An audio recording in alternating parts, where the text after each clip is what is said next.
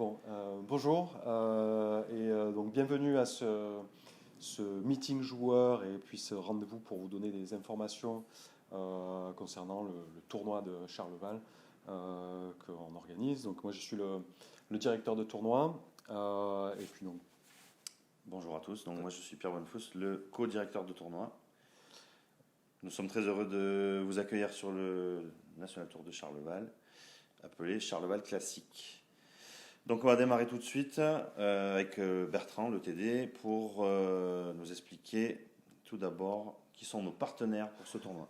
Donc évidemment on remercie nos partenaires, la FFFD évidemment, la Ligue Région Sud, la municipalité de Charleval donc, qui met à disposition le parcours, le CRSMR PACA qui s'occupe d'une bonne partie de la logistique autour de l'événement, et le tennis club de Charleval qui nous met à disposition ses locaux qui va faire office de QG. Nous avons aussi quelques sponsors. Donc, tout d'abord, la boutique All 19 que nous remercions parce qu'ils sont à chaque fois nos partenaires sur nos événements. Et donc, c'est grâce à All 19 qu'on peut vous offrir ces packages. Haribo, qui aussi souvent répond présent, pour une partie du package. Les bières de la Plaine, les bars athlétiques et artisanales de Marseille, et la boucherie Vernet qui a participé grandement au CTP également. Allez, on commence tout de suite avec le protocole sanitaire. Donc, pour ce National Tour, et en raison de la crise sanitaire, nous avons mis en place tout un protocole afin de limiter au maximum les regroupements. Nous avons dû faire des choix assez drastiques. Donc déjà, il n'y a pas de meeting physique, puisqu'on est sur ce meeting vidéo. Et donc, vous recevrez par mail une copie de ce protocole sanitaire également. Pas de cérémonie de clôture, la remise des récompenses se fera uniquement avec les joueurs qui sont récompensés, c'est-à-dire les 3 premiers de chaque catégorie. Quand vous ferez des photos et quand nous ferons des photos, on vous demandera de respecter une distance physique entre les personnes. Alors on commence tout de suite avec le protocole autour du QG. Donc ouais, autour du QG, alors ce qu'on va demander à tous les joueurs, c'est d'avoir sous la main son gel hydroalcoolique personnel et d'essayer de se laver les mains régulièrement. On demande, donc dans le cas où il y aurait des accompagnateurs de joueurs, de se signaler, de nous donner leur identité, comme ça si jamais il y avait malheureusement des contaminations, on pourrait les identifier comme cas contact. On demande évidemment qu'autour du QG, le port du masque soit respecté, est obligatoire. L'accès à l'intérieur du QG est en réalité limité aux personnes de l'organisation. On demande évidemment de respecter la distanciation physique, 1 mètre, 1,50 m entre toutes personnes lors des discussions. La consommation de boissons et la prise de repas doit forcément se faire en position assise, donc pas de déambulation avec des verres, des bouteilles ou des sandwichs, s'il vous plaît. On demande à ce que, quand le masque est retiré, si quelqu'un tousse, éternue, de le faire dans le coude. La distribution des repas donc se passera de la manière suivante. Il y aura 2 points de retrait des repas. Donc ça, c'est pour éviter qu'il y ait trop de foule rassemblée au même endroit. Donc les 2 points correspondront à une distribution par ordre alphabétique auprès des joueurs. Et puis, dernier point, mais ça c'est évident pour tout disc golfeur, c'est de respecter la nature et de jeter tout déchet dans les poubelles qui sont prévues à cet effet. Et donc maintenant, Pierre va vous parler donc des règles sanitaires liées au jeu et sur le parcours. Donc sur le parcours, bonne nouvelle, le port du masque n'est pas obligatoire pendant le jeu. Et pour les joueurs, évidemment, si vous êtes regroupés à un grand nombre en fin de round ou au début du round, essayez de le garder jusqu'à ce que vous soyez répartis sur vos tees par petits groupes. Donc il n'y aura pas de contact autorisé entre joueurs, pas de check, même avec le coude ou le poing fermé, on ne se tape pas dans les mains. Tant pis, on va s'encourager avec la voix, ça suffira bien. Respectez toujours la distance physique de 1,50 m entre chaque joueur. Ne touchez que votre matériel. Un seul disque à la fois dans le panier. Tousser, éternuer dans votre coude. Ça, c'est toujours les règles des gestes barrières qu'il faut respecter. On vous conseille de vous laver régulièrement les mains avec votre gel hydroalcoolique. Ça serait bien de le faire en début de round, si possible en milieu de round, et puis à la fin du round avant de revenir au QG. Bon, ça c'est du bon sens, hein. On ne va pas être derrière vous pour vous contrôler. Évitez de vous toucher le visage, ne pas cracher par terre, et le port des gants sont interdits. Ça fait partie des règles qui sont énoncées par la FFFD aussi. Voilà pour les règles sur le parcours. Pour les cartes de score et la remise des packages, il y a une organisation un petit peu particulière. Donc, alors dans les packages, vous retrouverez 3 cartes de score, donc une pour chaque round. Donc chaque joueur aura 3 cartes de score dans son package. Le package sera à retirer donc obligatoirement le vendredi, après la reconnaissance du parcours. Et ça sera possible jusqu'à à peu près 20h. Si jamais vous êtes dans l'impossibilité de venir récupérer le package le vendredi, vous nous téléphonez, vous nous envoyez un SMS et on vous demandera de vous présenter assez tôt le matin pour récupérer le package. D'ailleurs, il faudra privilégier le SMS ou le coup de fil parce que les mails, je pense qu'on n'aura pas trop le temps de regarder. Donc envoyez quelque chose qui va nous alerter tout de suite pour qu'on ne soit pas trop dans l'attente de votre venue. C'est ça. Et donc, concernant les cartes de score, donc ça c'est pour qui bon, donc si chacun a ses cartes de score pour les 3 rounds, c'est pour ne pas avoir d'échanges et de ne pas partager et de toucher les cartes de score à plusieurs et les stylos. Donc le point important ici pour les cartes de score, c'est que le joueur numéro 1 sur la carte sera chargé de prendre les scores et de ramener donc, une carte qui fera office de carte officielle pour tout le groupe à l'issue de la ronde. Les autres cartes que les autres joueurs auront en leur possession dans un groupe pourront servir à ces joueurs pour prendre le score et vérifier les scores. Mais voilà, il n'y aura qu'une seule carte qui sera ramenée par le joueur numéro 1 à la fin de la ronde et qui fera office de carte officielle. Voilà, je rappelle quand même que l'ensemble du groupe est responsable de la carte de score. Donc assurez-vous quand même que le joueur numéro 1, qui est responsable de la carte, l'a bien ramené dans les délais au QG. La manche nocturne. Donc la manche nocturne se passe le soir à partir de 20h. Et donc on se regroupera au niveau du QG, on ne sera pas les 60 joueurs, donc on peut se regrouper, on sera à peu près une trentaine à participer. Donc départ depuis le QG, on vous donnera votre carte de score pour cette manche à ce moment-là. Et puis vous partirez par petits groupes de 4 toutes les 10 minutes. Et puis à la fin, vous ramenez votre carte de score. Les règles sur le parcours sont les mêmes que celles qu'on a expliquées juste avant. Petit aparté, pour vous préciser que pour participer à cette manche nocturne, dans le package, nous avons pensé à vous et on va donc vous remettre un disque glow ainsi que 3 petites LED qui vous permettront de participer à cette manche, même si vous n'êtes pas équipé de disques phosphorescents. Voilà. Pensez à prendre quand même une lampe frontale. Ça... Voilà, on aura du scotch pour scotcher les LED sur les disques et les rendre visibles la nuit. Voilà. Et des petites loupiottes qui seront disposées sur le parcours, des bracelets phosphorescents sur les corbeilles pour bien les voir, donc ça devrait être assez fun. Donc nous passons maintenant au détail du tournoi en lui-même. Nous appliquons les règles PDGA qui sont en vigueur actuellement. Donc le format, c'est 3 manches de 18 trous. Les 2 premières manches, donc samedi matin et samedi après-midi, se jouent en shotgun. Donc tous les joueurs démarrent en même temps sur des trous différents. Donc le dimanche, le golf start avec des départs échelonnés. En cas d'égalité à la fin du golf start, à la fin de la manche de dimanche, il pourra y avoir une mort subite pour départager les joueurs. Il sera interdit de s'échauffer sur le parcours dès lors que le premier groupe sera en train de jouer. Donc personne ne peut s'échauffer à partir de 8h, si c'est l'horaire qu'on a déterminé, si je me souviens bien. Le dimanche matin, on va partir du QG et on part sur un trou qui sera ajouté à votre parcours et on va enlever un autre trou un peu plus loin. Donc c'est le trou 0, on l'a appelé trou 0 pour le premier trou du dimanche matin. Ensuite, on suit l'ordre classique jusqu'au trou numéro 13 et ensuite le 14, on ne le joue pas et on saute directement au trou 15 pour finir au trou 18. Et donc cet ordre est indiqué sur votre carte de score. Si jamais vous avez des questions, n'hésitez pas à nous les poser avant de commencer le round. Ça sera quand même beaucoup mieux.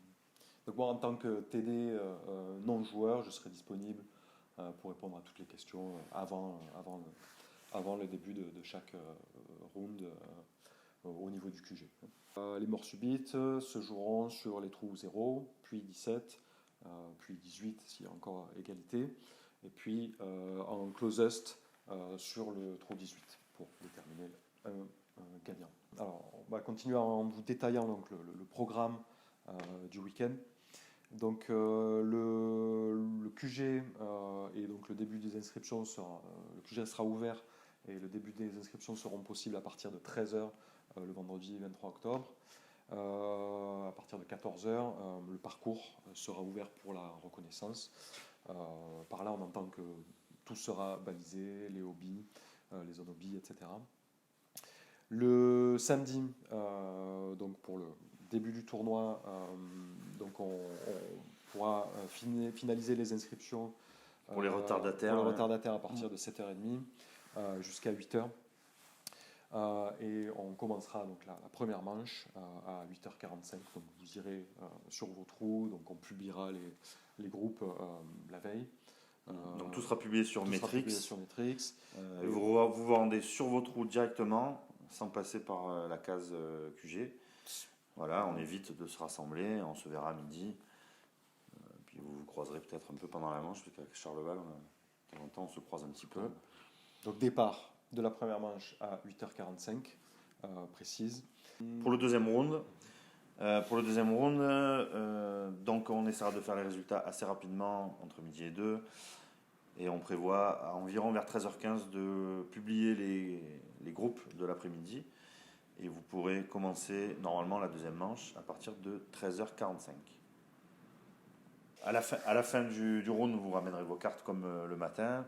Et puis une fois que toutes les cartes seront ramenées, nous fermerons le QG pour réouvrir vers 20h pour un apéro convivial qui sera... chacun ramènera ce qu'il peut, puisque nous n'avons pas le droit de distribuer des boissons. Et ensuite, on enchaînera dès qu'il fera nuit avec la session nocturne. Si certains ne sont pas encore inscrits pour la session nocturne, ce sera toujours possible de le faire. De le faire au dernier moment, sur place, bien sûr. Pour dimanche matin, donc nous prévoyons, vu le nombre d'inscrits à l'heure actuelle, de commencer le premier groupe en Golf Start à partir de 8h pile.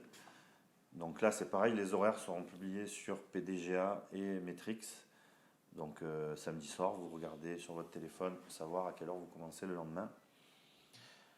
Et on prévoit que tout ceci sera fini vers 14h, 14h30 pour pouvoir rentrer les résultats rapidement et donner les récompenses au podium vers 15h.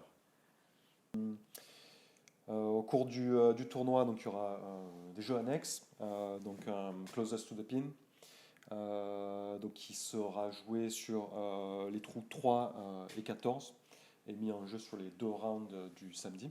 Donc les 2 CTP se jouent en même temps sur les 2 rounds. Et donc il y aura 2 gagnants, donc un sur chaque trou. Le CTP, c'est sous forme de lot. Et donc on a des lots pour chaque CTP d'à peu près d'un montant de une cinquantaine d'euros.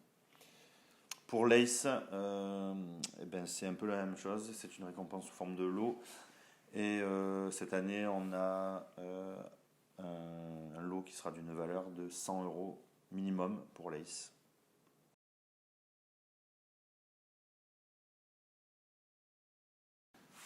Donc on va passer tout de suite au trou par trou et aux spécificités de chaque trou. N'hésitez pas non plus à nous envoyer un mail si vous n'avez pas compris une règle ou l'explication d'un trou. Alors on commence tout de suite par le trou 0 qui ne sera joué que le dimanche matin. Le trou 0 qui fait 138 mètres par 3,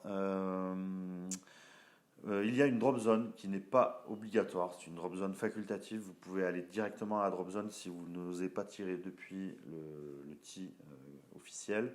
Mais à ce moment-là, de la drop zone, vous jouerez avec une pénalité. Vous jouerez votre coup numéro 3 si vous y allez tout de suite.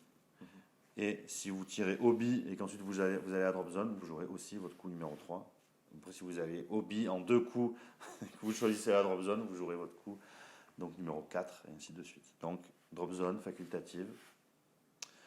Ensuite, il y a du hobby sur la droite au niveau du chemin et dans le canal qu'il faut traverser. Mais bon, il y a quoi 9 mètres de canal, donc ça devrait aller. Alors, donc trou numéro 1, donc, c'est un par 4 de 146 mètres. La seule difficulté, c'est qu'il y a du hobby sur la droite, il y a une route qui passe. Trou numéro 2, un par 3 de 120 mètres avec un mandatory. Il faudra passer à droite du mandatory. On vous demandera de mettre un spotter obligatoire sur ce trou. Et priorité aux joueurs du trou 1, puisque le panier du trou 1 se situe à peu près au même niveau que l'arbre mandatory. Donc le spotter fera signe quand vous pourrez driver. Sinon, si les joueurs sont sur le trou numéro 1, eh bien, vous attendez qu'ils aient fini leur putt et ensuite c'est à vous de jouer. Si vous loupez le mando, vous allez à la drop zone avec un coup de pénalité. La drop zone se situant à peu près au niveau de l'arbre aussi. Alors, trou numéro 3, donc c'est un des 2 trous où il y a CTP. Donc c'est un trou où on aura mis en place un triple mando, donc une sorte de porte, où là, donc si des joueurs loupent le passage du triple mando au premier lancer, ils vont à la drop zone et effectuent donc leur deuxième tir avec une pénalité. Trou numéro 4, par 4, 132 mètres. Hobby à gauche, le canal, mais c'est assez loin. Et hobby sur la droite, le chemin, enfin goudronné, c'est une route forestière. Le numéro 5, par 3 de 69 mètres. Rien de particulier à signaler sur ce trou-là. Trou numéro 6, par 3, 106 mètres. Donc sur ce trou, au départ, on ne voit pas le panier. Donc on vous demandera aussi ici de mettre un spotter, ça évitera de perdre vos disques. Pas de difficulté particulière sur ce trou, pas de règles spécifiques.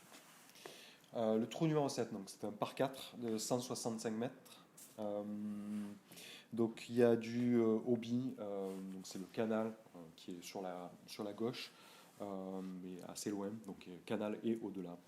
Voilà. Donc sur ce trou 7, on passe pas très loin du tee de départ du trou 15. Donc on fera attention sur ce trou à attendre que les joueurs du trou 15 aient fini de driver. On ne voit pas le panier depuis le départ, donc il faudra quand même mettre un spotter pour vérifier qu'il n'y a personne à l'arrivée du trou 7, puisqu'il faut repartir en arrière du trou 7 vers le trou 8. Et donc il y a des joueurs qui risquent de passer sur le fairway au moment où vous jouez. Donc vérifiez bien qu'il n'y a personne quand vous lancez vos drives. Donc le trou 8, par 3, 58 mètres en montée. Rien de particulier sur ce trou. Le trou 9, par 3 de 88 mètres. Le chemin forestier sur la gauche est hobby. Et au-delà, évidemment, on dit hobby, mais c'est au-delà à chaque fois. Un spotter pour vérifier là où le disque sort, parce que ça descend et que des fois ça s'échappe un petit peu. Et on ne voit pas le panier non plus, donc des fois on a du mal à retrouver son disque. Trou numéro 10, par 3, 98 mètres. Hobby sur la droite, délimité par le bord du chemin et donc au-delà. Voilà, rien de spécial, mis à part ça. Le 11, par 3 de 69 mètres. Là, il y a du hobby sur le chemin et au-delà, qui est sur la droite. Sinon, rien de particulier non plus. Non. Trou numéro 12, donc le par 4 qui commence dans l'autre sens. Ici, on vous demandera aussi de spotter hobby sur le chemin de droite et au-delà. Et puis, c'est assez broussailleux sur la gauche dans le dévers. Donc là, il faut aussi un spotter qui peut vous aider à retrouver le disque facilement. Le 13, donc le long par 5 dans le goulet de 232 mètres. la route qui est un peu qui surplombe le fairway et Toby. Donc voilà, là il faut essayer de rester dans le fairway le plus possible. Trou numéro 14, ce sera le deuxième CTP. Donc là, le panier est entièrement entouré de hobbies. Donc là, c'est facile c'est pas très loin, donc c'est assez facile de voir à peu près où on sort. Mais si vous pouvez mettre un spotter, c'est bien aussi. Le trou numéro 14 qui est le trou qui ne sera pas joué Le dimanche. pour la ronde du dimanche en golf start. Le trou numéro 15, donc un par 3 de 96 mètres, le chemin à droite et Toby. Sinon, rien de particulier là-dessus. Trou numéro 16, par 3, 112 mètres. Donc là aussi, on vous demandera de bien vouloir venir spotter à peu près à hauteur du panier en ayant un point de vue sur le tee de départ du trou numéro 17. Parce qu'on a tendance souvent à être un peu court et à finir sur la gauche. Donc là, il y a des joueurs qui seront sans doute en train de jouer. Donc on vous demande de faire signe de lancer quand il n'y aura plus personne au trou 17. Et donc sur ce trou, vous pouvez remarquer que les deux chemins se rejoignent à droite et à gauche du panier pour délimiter la zone hobby. Donc là, c'est pareil, le spotter pourra aider à déterminer là où le disque est sorti. Ce qui arrive assez fréquemment. Oui. Donc, le trou numéro 17, donc il y a un mandatory donc sur la droite, donc il faut passer à gauche du mandatory. Voilà, mis à part ça, pas de hobby sur ce trou-là. Si le chemin Enfin, sur le la chemin, droite, mais il est mais loin. bon, faut vraiment, c'est quasiment impossible d'y aller. Mais si jamais il y a un grip lock, ça peut partir à droite. Ouais. Le chemin est hobby, puisqu'après on se retrouve sur le trou 18. Et donc le trou 18 se joue comme une île. Sauf qu'il n'y a pas d'île, il faut être in au premier tir pour pouvoir rejouer de son disque. Si vous sortez sur le drive, vous allez directement à la drop zone en jouant votre tir numéro 3. Donc si vous sortez hobby à côté du panier, vous remontez, vous allez à la drop zone pour jouer votre coup numéro 3. Ensuite, à partir de la drop zone, tous les hobbies sont appliqués avec la règle du hobby classique, c'est-à-dire on rejoue à l'endroit où le disque a franchi la limite. Et Voilà. Le mot de la Donc, fin. merci à tous. Merci de venir participer à ce tournoi. Et puis on espère que tout ira bien, qu'on aura du beau temps. Et pas du Mistral. Voilà, comme aujourd'hui. Allez, à bientôt. Ciao, à bientôt.